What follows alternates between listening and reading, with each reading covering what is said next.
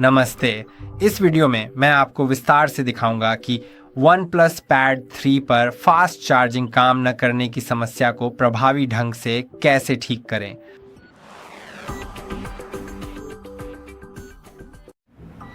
अगर आपकी fast charging सही से काम नहीं कर रही है तो इसे ठीक करने के लिए आप कुछ चीज़ें कर सकते हैं।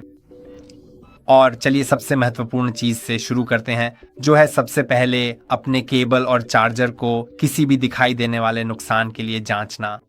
अगर आपके केबल या आपके चार्जर में किसी भी प्रकार का कोई भी नुकसान है तो आप निश्चित रूप से चार्जर की खराब परफॉर्मेंस की उम्मीद कर सकते हैं और आपको या तो कोई दूसरा चार्जर आजमाना चाहिए या अपने चार्जर को किसी ऐसे दूसरे डिवाइस के साथ टेस्ट करना चाहिए जो फास्ट चार्जिंग को पूरी तरह से सपोर्ट करता हो, क्योंकि सभी डिवाइस फास्ट चार्जिंग को सपोर्ट नहीं करते हैं। ये टैबलेट 80 वॉट चार्जिंग को सपोर्ट करता है, जिसका मतलब है कि अगर आप पूरी स्पीड पाना चाहते हैं तो आपको 80 वॉट का चार्जर लेना होगा, क्योंकि 5 वॉट का चार्जर ज़्यादा नॉन फास्ट चार्जर जैसा है। बस मूल रूप से ये आपके डिवाइस को पर्याप्त तेज़ी से चार्ज नहीं करेगा। साथ ही यह भी जांचना ज़रूरी है कि डिवाइस और चार्जर एक दूसरे के साथ संगत हैं या नहीं। कभी कभी चार्जर असंगत हो सकता है, वह असली नहीं होता और किसी सस्ते सामान्य ब्रांड से होता है और असली चार्जर की तुलना में ज़्यादा काम नहीं करता। ये ज़रूरी नहीं है कि चार्जर OnePlus का ही हो, लेकिन अगर वह किसी प्रतिष्ठित ब्रांड का है तो ज़्यादातर मामलों में वह अच्छी तरह से काम करेगा। अब चलिए चार्जिंग पोर्ट के बारे में भी बात करते हैं। संभावना है कि चार्जिंग पोर्ट के अंदर धूल या कोई और चीज़ फंसी हो सकती है, तो करना बस इतना है कि उसे साफ कर लें। लेकिन याद रखें, साफ करने के लिए कभी भी धातु का कोई उपकरण इस्तेमाल न करें। मुझे लगता है कि सबसे अच्छा विकल्प टूथब्रश होगा। बिल्कुल, टूथब्रश का बाद में फिर से इस्तेमाल न करें। लेकिन अगर आपके पास कोई पुराना टूथब्रश है या आप कोई सस्ता टूथब्रश खरीद सकते हैं तो मुझे लगता है कि यह आपके लिए काफ़ी मददगार होगा इन सब चीज़ों के लिए। तो आप बस पोर्ट के अंदर को साफ कर सकते हैं। आप कुछ कंप्रेस्ड एयर भी ले सकते हैं और उसे अंदर स्प्रे करने की कोशिश कर सकते हैं और मुझे लगता है कि इससे मदद मिलेगी।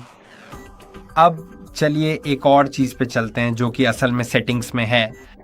सेटिंग्स में वैसे आप बैटरी पे जाएंगे और वहाँ आपको बैटरी हेल्थ मिलेगा।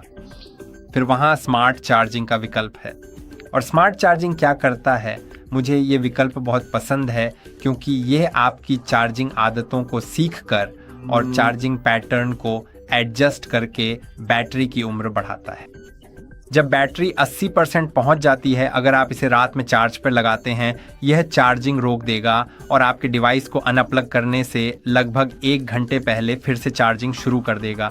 यह पूरी तरह चार्ज हो जाता है लेकिन ज़्यादा चार्ज नहीं होता। ओवर चार्जिंग जैसी कोई चीज़ नहीं है, लेकिन इसका मतलब है कि बैटरी ज़्यादा देर तक 100% पर नहीं रहती। हालांकि अगर आप रात में इसका इस्तेमाल करना चाहते हैं या आपकी नींद का कोई नियमित पैटर्न नहीं है तो यह आपकी आदतों को सही से नहीं सीख पाएगा और ऐसा हो सकता है कि यह सिर्फ 80% तक ही चार्ज हो और फिर रुक जाए। तो अगर आपको ऐसा कोई समस्या आती है कि डिवाइस 80% तक चार्ज होकर रुक जाता है तो आप उस फीचर को डिसेबल कर सकते हैं, लेकिन अन्यथा मैं इसे चालू ही रहने दूंगा। अब एक और बात है कि जैसा मैंने पहले कहा, किसी और फास्ट चार्जर या किसी और पावर आउटलेट को भी टेस्ट करें या फिर अपने चार्जर को किसी दूसरे डिवाइस के साथ भी टेस्ट करें और इस तरह आपको पता चल जाएगा कि क्या खराब है। और आखिरी चीज़ है सॉफ्टवेयर अपडेट करना। अपने टैबलेट पर सॉफ्टवेयर अपडेट करना बहुत ज़रूरी है, क्योंकि अगर सॉफ्टवेयर अपडेट नहीं है तो पुराने सॉफ्टवेयर के कारण कुछ समस्याएं आ सकती हैं, क्योंकि उसमें कोई बग हो सकता है जिसे अभी तक ठीक नहीं किया गया है।